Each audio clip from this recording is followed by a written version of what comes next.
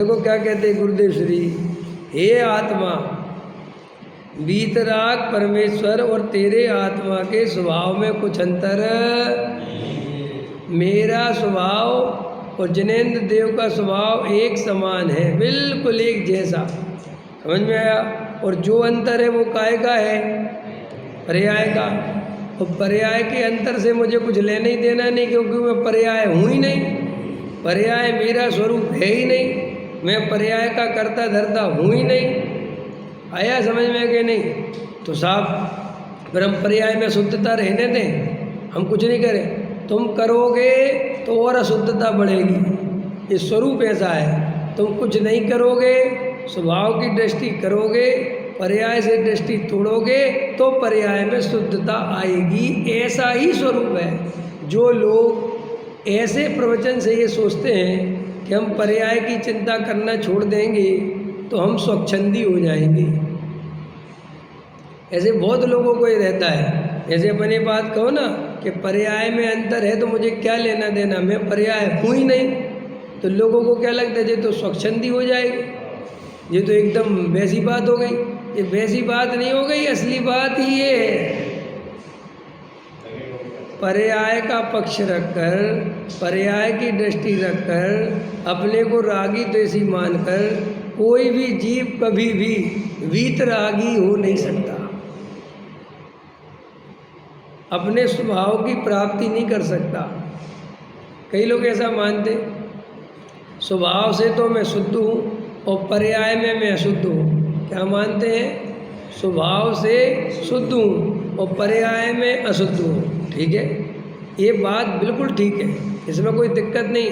लेकिन तेरा जोर पर्याय पे से हटना चाहिए, पर्याय की दृष्टि हटना चाहिए, पर्याय में से अपनापन हटना चाहिए और अपने स्वभाव में अपनापन होना चाहिए, तब जाके सही बात है। अरे साहब पर्याय में तो शुद्ध हैं, स्वभाव से शुद्ध हैं, हम तो दोनों बात मानते हैं। और हम तो पर्याय की मलिनता को भी जानते हैं और स्वभाव की शुद्धता को भी जानते हैं। और जब तक पर्याय की मलिनता दूर नहीं होगी तब तक स्वभाव की होने से क्या होता है, तो उसका जोर जो है वो पर्याय पर है। अब वो पर्याय को शुद्ध करने का उपाय क्या है वो भी सुनो। उसको पर्याय को शुद्ध करने का उपाय स्वभाव की तरफ जाना नहीं दिखता, उसको पर्याय को शुद्ध करने का उपाय क्रियाकांड दिखता है। समझ में आया कि नहीं आया? वो सोचता है कि पर्याय अशुद्ध कैसे हुई, तो कहा साहब राग देश कसाय से पर्याय अशुद्ध होती है। तो वो सोचता है ये राग देश कसाय हुए क्यों, क्योंकि स्वभाव की तरफ तो दृष्टि है ही नहीं। वो सोचता है ये संयोगों के कारण, स्त्री पुत्र मकान दुकान के कारण ये मुझे राग देश होते हैं। ये जो खाने पीने का राग है ना, ये मुझे जो है ये किस, तो वो क्या करने लगता है कि इंद्रियों का दमन करता है। आज से मीठा नहीं खाएंगे, आज से नमकीन नहीं खाएंगे, आज से तेल नहीं खाएंगे। समझ में आया कि नहीं? और 2-3 दिन तकलीफ होती है, फिर 2-4-6 दिन बाद वो सेट हो जाता है। तो वो सोचता है देखो एक राग छूट गया, माने इतनी शुद्धता हो गई। इसको क्या मानता है? शुद्धता हो गई कि नहीं? शुद्ध भोजन करने लगे और अशुद्ध भोजन का राग छूट गया, तो वो कहता है पर्याय में इतनी निर्मलता आ गई। अब ऐसे ही वो निर्मलता करने का उपाय मुनि बनना सोचता है कि और त्याग व्रत हो जाए और नियम व्रत ले ले, समझ में, साधु बन जाऊं। तो वो सारा जोर पर्याय में लगा रहता है और उसे द्रव्य स्वभाव की खबर ही नहीं है। खबर नहीं मैंने जानता है कि आत्मा स्वभाव से शुद्ध है, लेकिन इस स्वभाव के आश्रय से शुद्धता आती है, इस तरफ ध्यान नहीं है। ध्यान किस तरफ है? दृष्टि किस तरफ है? दया, दान, पूजा, व्रत, उपवास, समझ में, नियम, संयम, इनसे मेरी पर्याय में शुद्धता आएगी। उसके अंदर में ये मान्यता पड़ी हुई है। और जो उसको दया, दान, व्रत, पूजा, भक्ति करते नहीं दिखते, उन्हें समझता है कि ये सब स्वच्छंदी है। पकड़ में आया कि नहीं? ये बिल्कुल सरल गणित है और ये गणित सामान्य दुनिया को सही लगता है। बिल्कुल ठीक लगता है। देखो देखो तुम्हें राग क्यों हुआ? देखो अभी देखो अपन शुरुआत चलो, अगर तुम्हारी शादी नहीं होती तो इतनी झंझट खड़ी होती क्या? बात तो सही। तो अब सही है तो इसका अर्थ क्या है कि मुझे जो राग हो रहा है, जो कसाय हो रही है, वो शादी के चक्कर में हो रही है। समझ में आया? तो क्या उपाय है कि शादी नहीं करते, ब्रह्मचारी बन जाते तो बिल्कुल बढ़िया रहता। ऐसे बहुत सारे लोग सोच के ब्रह्मचारी बन जाते हैं। आया समझ में कि नहीं? और वो सोचते हैं कि हम तो बहुत अच्छे हैं। हमने कई ब्रह्मचारियों को सुना, हम तो बहुत आनंद करते हैं। हमने कहा क्यों करते हो? बोले हमारे बाल ही बच्चे नहीं, हमने घर गृहस्थी नहीं है, तुम्हारे जैसे बंधे हुए थोड़ी हैं, हम तो स्वतंत्र हैं। जब चाहे जहाँ चाहे वहाँ चले जाते हैं, वो उसे सुख मानता है। जब चाहे जहाँ चले जाएं, इसमें सुख मानता है। समझ में? हमें किसी के डर नहीं पड़ा, हम किसी के, तो इसमें सुख है क्या? तो इसको सुख मानता है क्या? समझ में आया कि नहीं आया है? और जो तेरे को दूसरे टाइप के दुख चलते हैं, समाज की शिकायत, रहने की व्यवस्था नहीं दी समाज ने, समय पर भोजन नहीं दिया समाज ने, तो तेरे को जो कसाय भड़कती है वो कसाय नहीं है क्या? वो कसाय मानेगा कि नहीं मानेगा? लेकिन उस तरफ ध्यान ही नहीं उसका।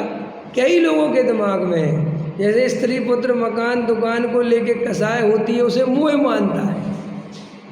ये देखो कितना अंदर में मिथ्यात्व बड़ा है। और समाज को लेके जो कसाय होती है उसे मोह नहीं मानता, उसे कर्तव्य मानता है।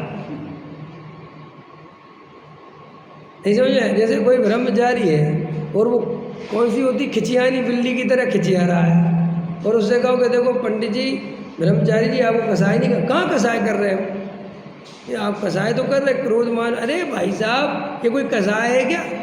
हम तो धर्म के लिए कर रहे हैं, हम पे तो धर्म की वो देख ही नहीं जाती। आप विनय कैसी रख देते हो जिनवाणी? अरे पंडित जी हम गुस्सा थोड़ी कर रहे हैं, हम तो जिनवाणी के प्रति जब विनय जी जिनवाणी, तो वो धर्म के लिए की गई कसाय, धर्म के नाम पर, धर्म के लिए नहीं साहब, धर्म के लिए। अरे धर्म के लिए कसाय की नहीं जा सकती, क्योंकि धर्म तो वस्तु का स्वरूप है, उसमें कसाय कहाँ कर सकते हो? तो क्रियाकांड के नाम पर, देवसास गुरु के नाम पर की गई कसाय कोई कसाय नहीं मानता। बोलो, जे कई महाराज मंदिर कब्जाने में लगे रहते हैं, उनको लगता है कि ये कसाय कर रहे हैं। बोलो, वे तो सोचते हैं हम धर्म का उत्थान कर रहे हैं। समझ में आया कि नहीं आया? ये महाराज आपसों में झगड़ा करते रहते हैं, और एक महाराज छोटे और एक महाराज बड़े, तो उनसे कहो कि ये महाराज कसाय, काहे की कसाय? माने लोक में वो स्त्री पुत्र मकान दुकान वाली कसाय कसाय, और धर्म के नाम पे कोर्ट कचहरी लड़ रहे हो, किसी को लगती है ये कसाय? बोलो, आप लोग मंदिर में जो कसाय करते हो धर्म के नाम पर, ये पूजा पाठ में कसाय करते हो, किसी को लगती कि हम कसाय कर रहे हैं? गलत बात है। सब कहते हैं तो हम धर्म के लिए कर रहे हैं। ये धर्म है, पहले तो नक्की करो। अरे भाई धर्म तो छोड़ो, ये पुण्य भी नहीं है। और अज्ञानी जीव ये स्त्री पुत्र मकान दुकान की राग को राग मानता है, बाकी के समाज के, मंदिर के, शास्त्र के, मानादिक के, बड़ी प्रतिष्ठा पाने के राग को राग ही नहीं मानता।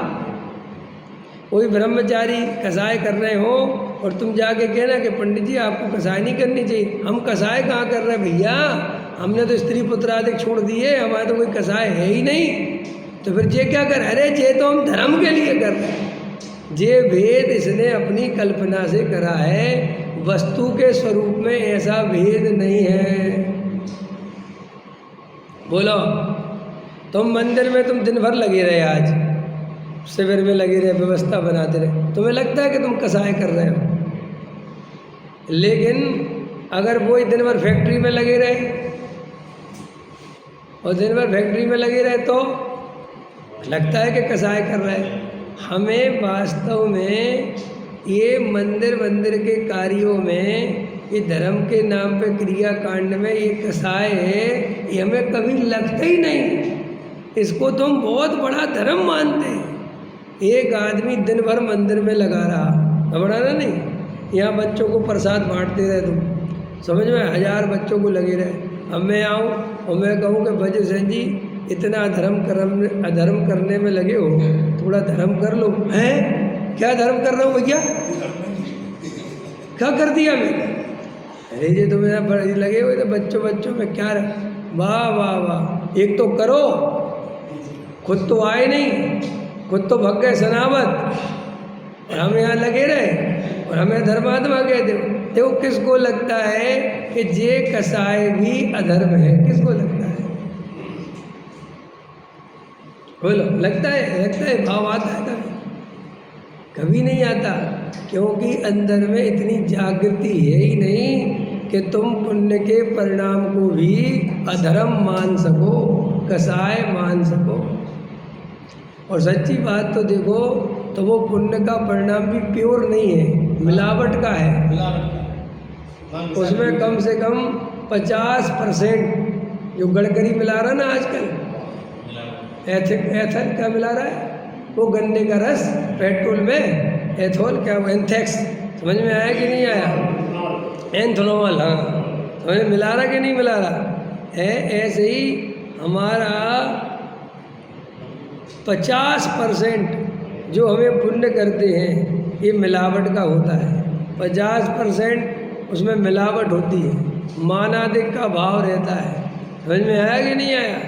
और वो 50% समझ लो, मैंने 50% तो वो बेकार ही है, लेकिन उसे कोई कसाय मानता ही नहीं है।